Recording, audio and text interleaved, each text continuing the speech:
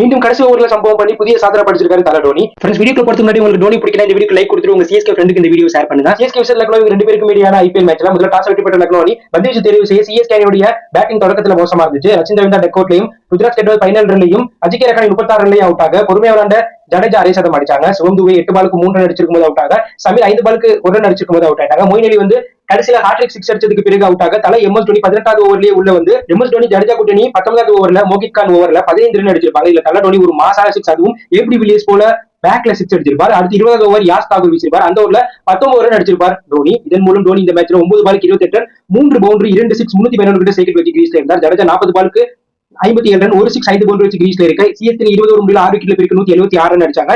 தலை MS Dhoni IPL வரலாற்றுல wicket கீப்பரா 5000 ரன்களை கடந்த முதல் வீரர் அப்படிங்கிற பிரம்மாண்ட சாதனையை இந்த போட்டில அதிரடி விளையாடுற மூலம் படைச்சிருக்கார். ஒரு கட்டத்துல சிஎஸ்கே மோசமான நிலையில இருக்கும்போது மொயின் அலி எம்எஸ் டோனியுடைய அதிரடி பினிஷிங் காரணமா சிஎஸ்கே 176 ரன் அடிச்சிருக்காங்க. So MS